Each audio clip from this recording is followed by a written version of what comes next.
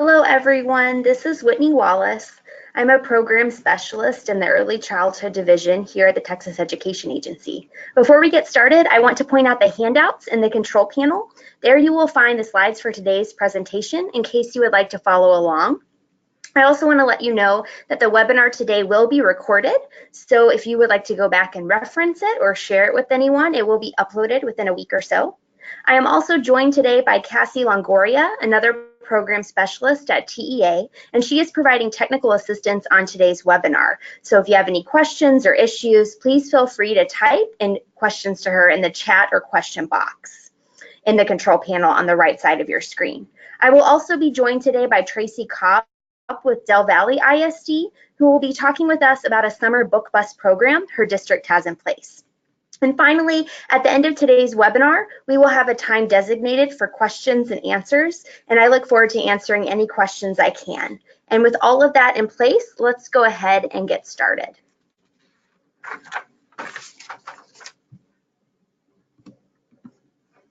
Before we jump in today, let's look at the agenda. I will first take some time to introduce myself. We will then do an overview of summer slide or summer learning loss before doing a deep dive into understanding summer slide. We will then talk through strategies for preventing summer slide that can occur during the school year before transitioning to discussing strategies for helping over the summer. Finally, we will move on to our closing before having some time for questions and answers. In terms of outcomes, our goals for today are that participants will be able to identify the amount of summer learning loss that occurs for students. Participants will be able to identify how summer learning loss contributes to the achievement gap, and that participants will be able to identify methods to reduce summer learning loss. Before we jump in, I'll take just a minute to introduce myself.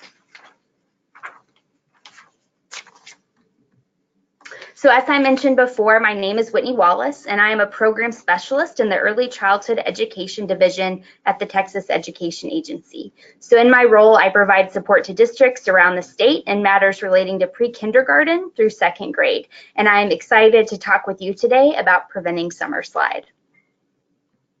We will now take a moment to ground ourselves in a common understanding of summer slide.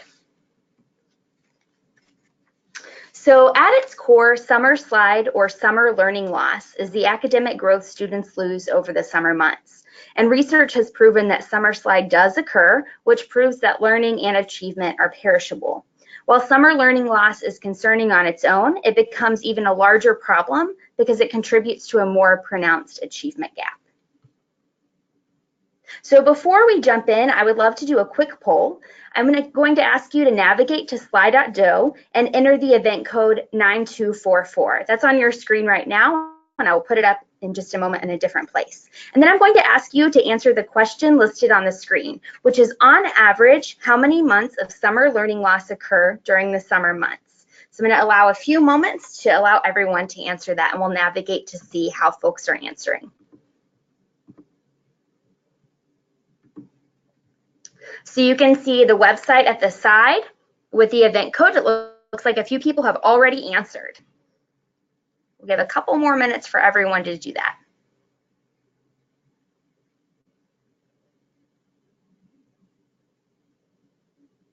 So right now it looks like 50-50 split between 1 to 3 months and 3 to 5 months. We still have a few more folks who can come on and answer. Again, that website is located on the left-hand side of the screen with the event code. So you just navigate there and enter the code.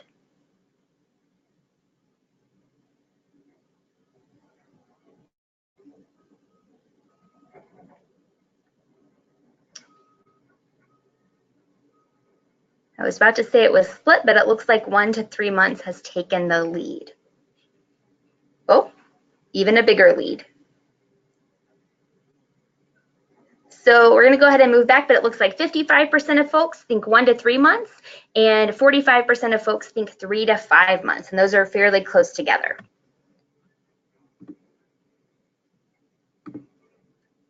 So I have a quote here that I think is really powerful and will also reveal the answer to our poll. So it says the summer slide refers to the phenomena of lost academic growth by students over the summer months when they are not actively engaged in school. On average, students lose 1 to 3 months of learning during the summer, with students from low-income houses being disproportionately affected. So those of you who voted for 1 to 3 months were correct. That is approximately the amount of loss that occurs in the summer.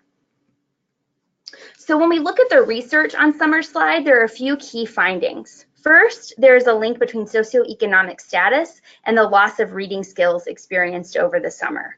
Second, students see greater dips in math than in reading. And I was actually pretty surprised by this, and you might be as well, but it's something to keep in mind as you think through options for your students. And then finally, summer slide contributes to a more pronounced achievement gap. So we have a short video here that demonstrates how summer slide contributes to the achievement gap.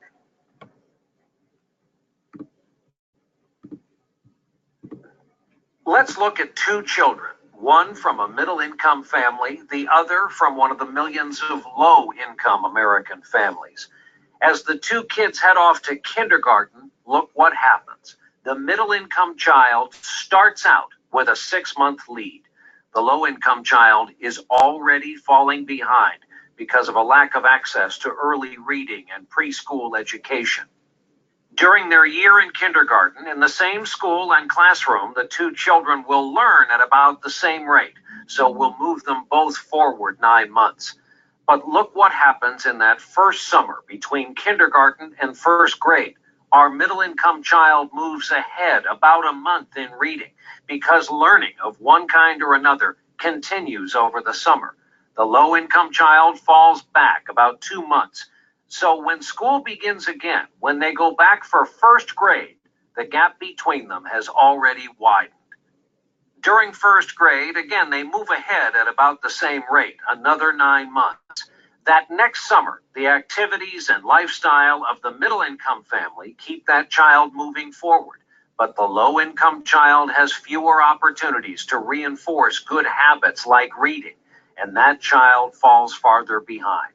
Then we come to second grade, and again, our two children learn at the same rate. But the summer after second grade sets our low-income child back again, and our middle-income child moves forward again, and the gap widens again.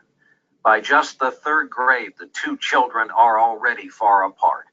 By the end of fifth grade, the gap between the children is 2.5 to 3 years. It will keep growing through middle school. So you see, without addressing what's happening during the summer, it is impossible to ever catch up. It's impossible to close the gap. No matter how much high-quality learning goes on from September to June, every year the gap widens. All right, so let me get our presentation back up. I think this video does a great job of providing a visual for the potential impact of summer learning loss, even in the earliest of grades. I also think it's powerful to see how important it is that we are working to prevent summer learning loss. And although we may provide incredible instruction during the school year and students may make great gains, summer learning loss can prevent some of our students from succeeding and can contribute to an even greater achievement gap. So addressing summer slide, especially in the early years, is vital to ensuring all children have the chance to succeed academically. So with that, we are now going to talk through strategies for preventing summer slide, and we will specifically talk through 2 strategies. First, we will discuss action you can take during the school year to prevent summer slide. So many of the actions you can take during the school year center on investing students in learning. So first, you can ensure that students want to learn. You can work to avoid making reading a chore in the classroom. Reading should be something students are excited to do and are invested in doing. Additionally, educators should work to accept that reading takes many forms. Students may be interested in reading books or magazines or even the back of a cereal box, and all reading should be encouraged and validated, as it will encourage students to continue to engage in that reading over the summer. Additionally, research shows that educators should work to avoid sending messages that learning is fixed. So we want to teach students that learning can take place in many forms. And often in our schools, instruction occurs in blocks where there's a certain time for math and a certain time for reading. Unfortunately, when we do this, students may think the only time they learn math is during that math class or math block. But if we engage students in interdisciplinary learning, they may realize that they can learn math or any subject anytime. So maybe they can even learn math when in the grocery store with their parents over the summer or on the weekend. When we provide instruction in blocks and separate learning, the connections between subjects are not clear to students. We also send messages that learning is fixed and structured rather than fluid when we separate subjects into blocks. We also ideally are building students' metacognitive awareness so that they can recognize when and where they are learning, so they're able to learn to self-identify what strategies they need to use to best understand the new information they are exposed to. So for example, if a student is home during the summer and they're playing video games, building metacognitive awareness can give students the greatest opportunity to learn something from playing those games. So maybe if they're able to recognize it, they could be learning the plot line of a story or identifying characters, but we have to build those skills so they're able to recognize when an opportunity for learning exists. So in the summer, we really have an opportunity to prevent summer slide, and we will spend the bulk of our time here today. So as an overview, there are two main types of summer programming. First is school-based programming, and an example of this might be a summer school program that takes place in a school building. The primary benefit of this type of programming is that if it is high quality, it can have a large impact on decreasing summer slide, and actually the largest impact. But challenges may include struggling to attract high quality teachers, which can then impact the quality of the program itself. So the program won't be high quality if your teachers are not high quality. Another challenge is appealing to students and families. A lot of folks have things going on in the summer and may not be able to commit to a school-based summer school program. So another option for summer programming is home-based programming. And the benefits of home-based programming include being more affordable than school-based programming in general. There are some exceptions. Additionally, the effects of home-based programs are not all that different from more expensive classroom-based programs, according to research. The primary challenge for home-based programming, however, is that even if it's great, it cannot be as effective as the very, very best school-based programming. Because home-based programs are not always as common as school-based programs, we will do a quick overview of different home-based programs. We will touch on school-provided resources, library access, continued communication, digital conversations, family versions of resources, and book mailing programs. So the first home-based option is school-provided resources. This is a popular option with schools where teachers may send home a summer packet of work or activities with students. And this can be a great option, although we would encourage activities to be developmentally appropriate for our youngest learners. So this could include sending home calendars with authentic learning experiences to engage in every day. It could be a reading log to encourage parents to read with their children, or sending home different learning games with students so they're able to practice their learning in a way that is fun and engaging. The next home-based option is library access. While some campuses open up their school library at points in the summer, this option includes giving students access to books directly in their home. And that can be done in a few ways.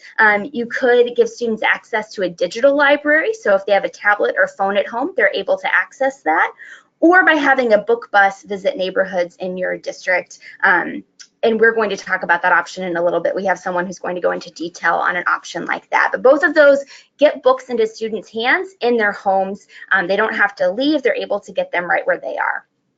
The next option is continued communication. So this could include doing a text reminder, an email, or sending flyers home or posting flyers in popular places in your community. And those things could include sharing reading strategies, advertising local educational opportunities, or giving ideas of what to do with children. Basically, the idea here is that communication is ongoing through the summer, so parents have continual reminders of options to help their children. And when I first read the option of sending text messages, I think I was like, how effective could that be? And did a bit of research and found this quote. So something as simple as sending text messages over the summer to families of elementary school students at risk of summer loss was effective at improving the reading scores of 3rd and 4th graders.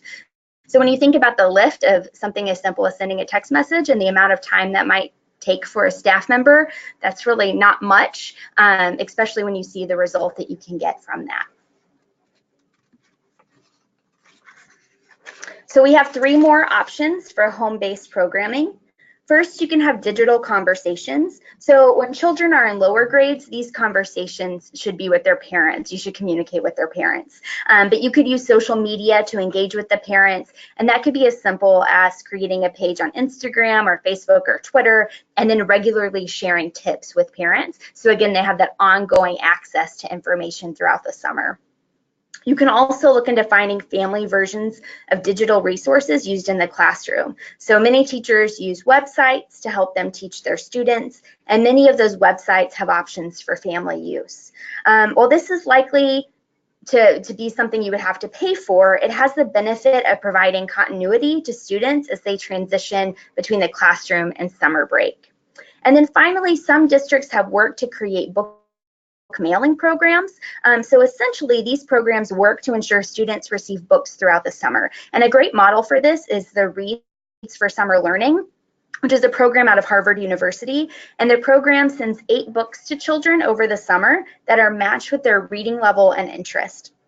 And then along with the books, the students receive a trifold paper that leads them through a pre-reading activity and a post-reading comprehension check. And so for younger students, that would be a trifold that their parents could use as they read the book with them. And then students are asked to mail the trifolds back in a prepaid envelope, but the students are able to keep the book. And they have also found it to be effective if teachers deliver lessons at the end of the year to prepare students to read those books over the summer. So before we move on to hear from someone who's implementing one of these strategies, we're going to go back to that Slido poll, and there are 2 additional questions. One is, what kind of strategies are you currently implementing? So what are you currently doing to help with summer learning loss? And the second is, what kind of strategies would you like to explore implementing? And that could be a strategy we've talked about today, or something you've heard about in a different place. I'm going to go ahead and navigate over there now.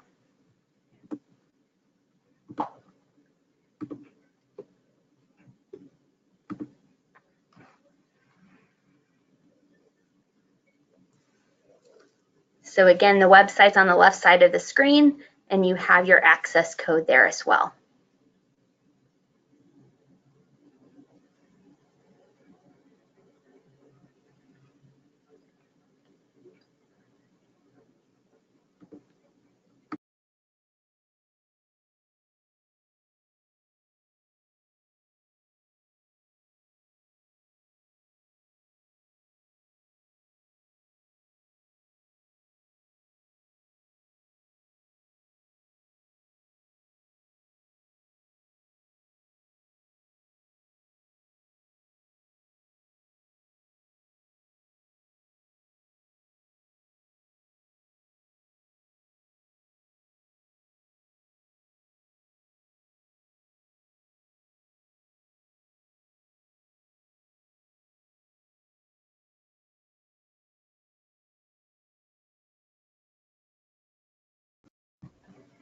I see a few folks have submitted answers. We created a Wordle for this just to see the common themes that pop up. So we see a lot of activities, maybe calendars. People are really focusing on working maybe with their bilingual and ESL populations. You're welcome to keep popping those things in. I see some keywords like library, enrichment, free. I think that's very important. Someone wrote in that they do community events. I think that's a great strategy. I'm going to go ahead and move to our next question, which is, what would you hope to do? And this will actually keep your answer as a full answer instead of being a word cloud.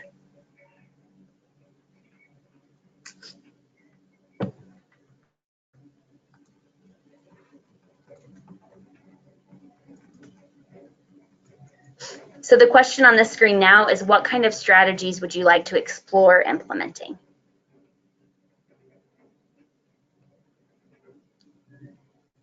Someone has written in family workshops. I think that would be a great option for the summer, whether that's leading up to the summer to help parents prepare for the summer, or during the summer to kind of have that continued communication. Summer reading programs, more home-based free resources, technology blended learning, parenting courses. These are all great. Someone loves the book mailing program. I do too. I had never heard of that, but thought it was a great idea. Summer school for all who qualify for pre-K, not just ESL. I know that some campuses only offer pre-K summer to school to certain students. Community partnerships. Some great answers. Well, I think what's most helpful when hearing about different ideas and trying to figure out how to potentially implement a new idea is to actually hear how someone does it. And so we are lucky enough today to have Tracy Cobbs from Del Valle ISD with us here today.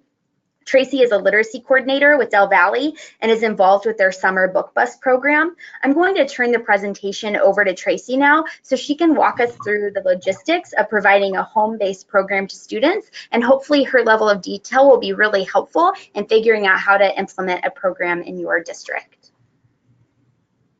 Hello, everybody. My name is Tracy Cobb, and as Whitney expressed, I'm the literacy coordinator at Del Valle ISD, and I've been here for about 2 years, so I've been able to help organize and run our summer book bus for those 2 years. Go ahead and advance the slide, please, Whitney. If you're not familiar with DVISD, there's a little map for you. We're just southeast of Austin, and we're pretty widespread. We do have some schools that are actually just across the Austin city limits, but then we stretch all the way south to Creedmoor. So we're kind of a mix of suburban and rural. And you can see there the kinds of campuses that we had. We just added an elementary school this year as well. Next slide. And there you can see kind of the percentage of our students that are economically disadvantaged, at risk, Hispanic, English language learners. And just given those statistics, one of our challenges as a district is that many of our students are reading below grade level. Next slide. So to address some of the things that Whitney talked about, we wanted to continue to foster that love of learning and literature across the summer, avoid that summer slump.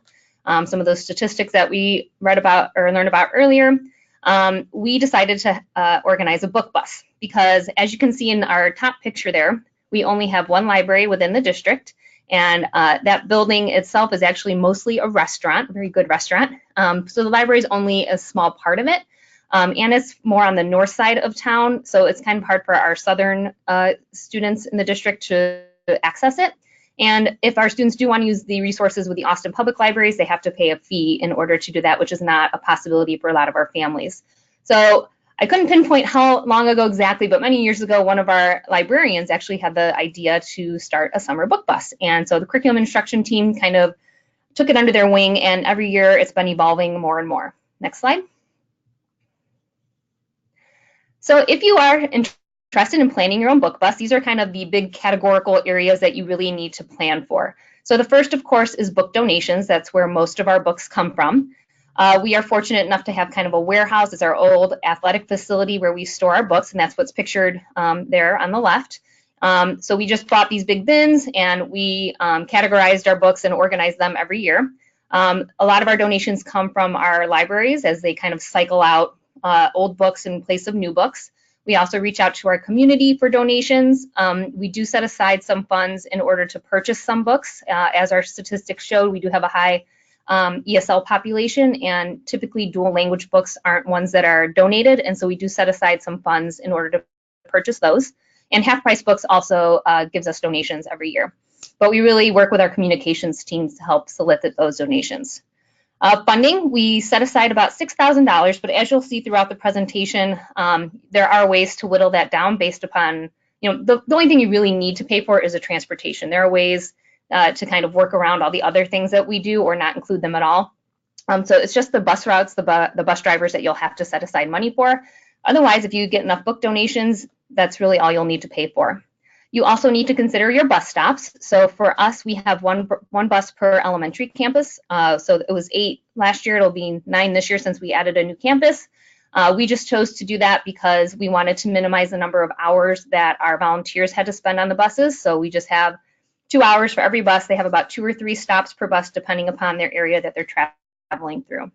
You also need to consider who will volunteer. Most of our volunteers are teachers and librarians, but we also get school board members, families, friends, some of our administrators hop on the bus as well. And then, of course, advertising. You want to let the community know that the book bus is coming to town. And so we really have a push for that in May, as you'll see in our timeline that we'll show you in a few slides, where we put flyers across the community, banners in the schools, hands out things to the kids so that the parents know when to expect the bus to come to their area of town. Next slide. So here's the first part of our planning timeline. You may start your budgeting process earlier. We've actually already kind of done ours, but you want to set aside those funds that you need for your book bus, depending on how extensive you want to make it, how fancy you want to make it this year. We've already started, obviously, the January stuff. We selected our book bus dates because we wanted to work around the 4th of July holiday as well as our summer school schedule. And you want to start getting those books in as soon as you can so that you know kind of where your gaps are and what you might need to buy. So we've already started reaching out to the community, to our librarians, to get those donations in. In April, you can see I've highlighted organized donated books in red because that's going to be probably the most time consuming of all of the things that you need to organize, because you'll get a lot of over exuberant donators that will give you things that are outdated or they're kind of falling apart or inappropriate for your students. So you really want to make sure that you're sifting through those with a fine-tooth comb and organizing them so it's very easy for the kids to sift through when they get on the bus. If you're going to purchase any other additional books, then you want to make sure to do that in enough time for them to arrive before the summer. So April is when we start considering that. And then if you want to add any reading incentives to hands out to the kids or order food, just basic supplies that you'll need for the bus, again, you want to order those in April so they arrive in time. Next slide. The bulk of the work, aside from the organization of the books, happens in May because that's when we start sending out all of our advertising to the campuses, and we print everything in-house except for the banners. Those we just got from Office Depot, but the art was created by our students. And then you also need to start working with transportation and maintenance. We have our maintenance team help us load up the buses when the book bus starts and help us unload the buses after the last route. And then the books stay on the bus throughout the duration of the book bus. So we only need them for the initial and the end of the book bus. The transportation secures the bus drivers. And then you also want to make sure that you have enough volunteers. And we'll go into further detail with that in a minute. And then we send out a lot of broadcasts. As again, we post things in the gas stations and grocery stores and coffee shops in the community. And so we just want to make sure that there's a lot of buzz about the book bus. And then in June, it's really just maintaining the book bus, reminding volunteers that they have a shift coming up, refilling the bins or the food beverages that we hand out to the kids in case that starts to run low. And then July is your time for reflection to see if you picked effective stops, if you had the appropriate number of books for each age group and each language, and of course to thank everyone that volunteered their time. Next slide. So to come back to volunteers, we initially send out, and we'll be doing that in a couple months, an interest email with a link to, it's a Google volunteer form, and we have one bus per school. And then the times that they'll be donating to each stop, that's usually about 10 to 12, but we ask them to show up about 9:30 to 12:30 just to have kind of a buffer. And even though they sign up for the bus for their school, typically we do put in kind of a little disclaimer that even though you signed up for this bus, we might have to move you in case we didn't have enough volunteers. So we might need to spread out the volunteers a little bit. And if we do have any gaps in our volunteer list, then the C&I literacy team steps up and fills in those gaps. We try to have at least 2 volunteers per bus so that there's one person on the bus at all time, and then the other person is free to kind of walk around, and they have a megaphone and they can kind of call out to the neighborhood kids that the book bus is here, or go to the park or the pool or wherever we're close to, and just kind of let everyone know that we're here, and so the kids come running and come get their books. We do send out an email reminder so they know that their shift is coming. And we have played with having student volunteers, but it's difficult for us because our book bus leaves from our transportation hub. So our student volunteers have to have someone drive them there and pick them up, which isn't always easy. And then we also have to have one of our volunteers agree to be a chaperone to be responsible for that student. But we have been working with our NJHS program with the high school to have student volunteers come to get some volunteer hours. Next slide. So here's an example of some of our advertising. The far left is a coloring book page that we make, and we make it specific to the campuses so that the kids at that campus know what the stops are, the book bus stops, and what time they can expect them to be there. The middle is the front and back side of the bookmark, so that lists all of our stops. And then to the right is the flyer that goes out to the campuses, so all kids take one home, and that's the flyer we also post around the community. Next slide. Here's an example of the reading log that we just started this last year, actually. So the kids will get this in May as school year comes to a close. And if you read the print there, it says that if they turn it into the book bus and have it completed, then they get to pick from like kind of a treasure box. And so those are the prizes that we had last year, and we just ordered them from Oriental Trading Company, all focused on reading. And then every time the kids come to the book bus and select books, we also hand out a copy to them and let them know that, hey, if you do it again, you get to pick another prize. And we had about probably 50, 60 kids turn it in. So we were very excited that it was so successful our first time around. Next slide.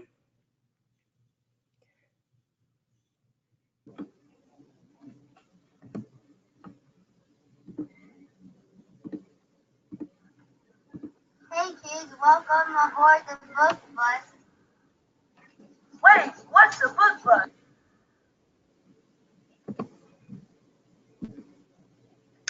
This is Whitney. I'm just turning up the volume so everyone can hear.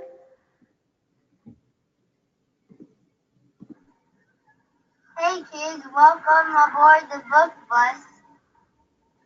Wait, what's a book bus? A book bus is a bus that rides around your neighborhood, and you get on and you get free books to read during the summer.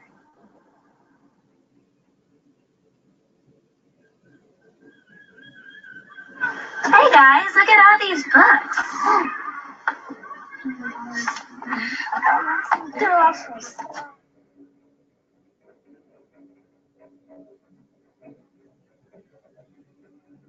But when does the book bus come? Look, this is our schedule.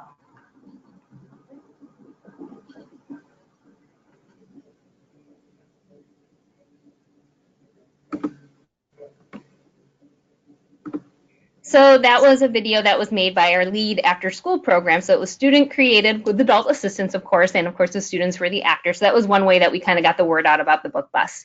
So you can see here on this slide, those are pictures of the books on the book bus. Our buses now, we take out the seats in the back, so it's kind of more open, and then place the bins in the back. And you can't really see it in these pictures, but each bin is labeled as, these are Spanish books, these are early readers, these are, nonfiction. And we kind of play with how we label those bins every year. So last year, those were early reader, picture books, nonfiction, chapter books, Spanish, and reference were how we categorized everything. We also have snacks and beverages in a cooler for the kids, so pretzels, goldfish, juice boxes. The treasure box is in that upper right picture. We just took a leftover paper box, and that's where we put all of our prizes that the kids could reach into. And you can do that too for your books. You don't need to go buy fancy bins for them. That will save you money. We gave the kids just plastic bags in case they got a lot of books. And just so you know, the kids get to keep the books. We do have some kids that bring them back because they are so familiar with the library process, but we let them know that they can keep them. We also have extra copies of the reading logs, tracking sheets, which we'll see in more detail in a minute, and then pens, garbage bags for the trash, and then the megaphones for the volunteers. Next slide.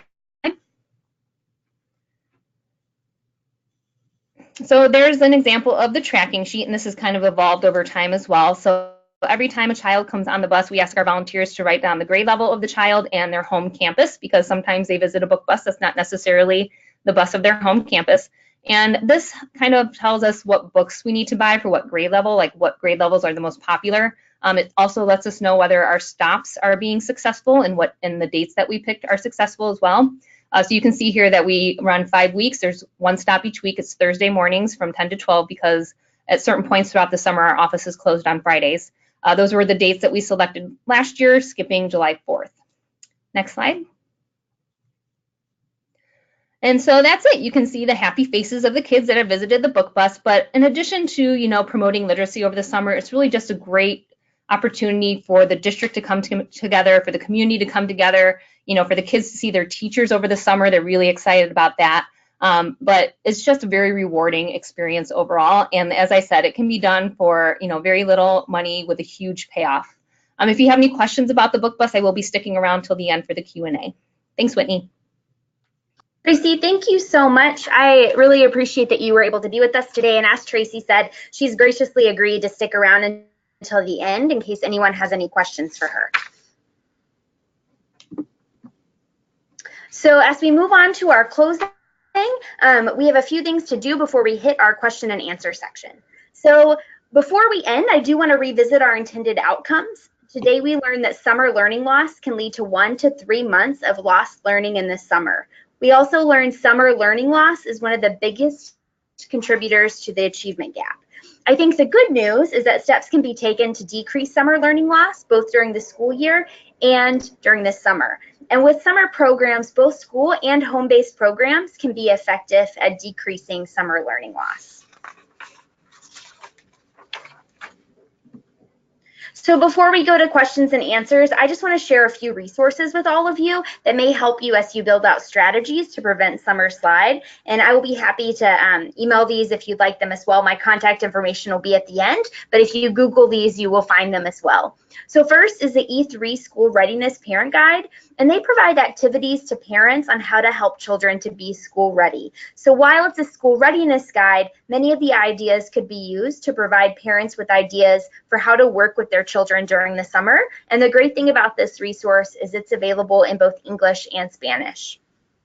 The National Summer Learning Association provides a variety of handouts that can be given to parents for the summer, from summer reading lists to quick ways to practice math in the car. They have a lot of resources. And it would be a great resource if you're looking for something quick and easy to get information out to parents. And you could either hand these out to parents or text links over the summer or share links via social media if you choose to go that route. Finally, or not finally, we have two more. Color in Colorado also provides a variety of handouts aimed to help parents with providing learning opportunities to children, and their tips start with infants and go up from there. So it's great if you have some little learners in your program, and those resources are also available in English and Spanish. And then finally, Reading Rockets provides summer book lists for children ages 0 to 12, so hitting a really wide age group. And this could be a great resource to give families or to use if you plan to create a book bus or a book mailing program. It might drive some of the books that you try to have on your book bus or in your library for the summer.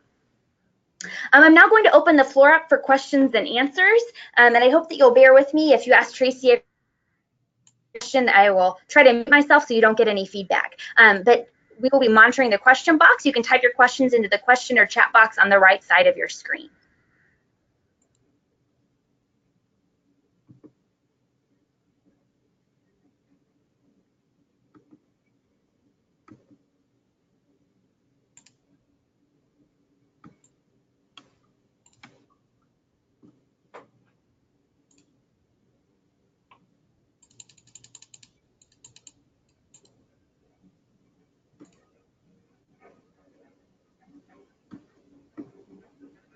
We'll take just a couple more minutes in case anyone has questions. Feel free to type those in. Again, Tracy is here if you have any more specific questions about the program they're running in Del Valle.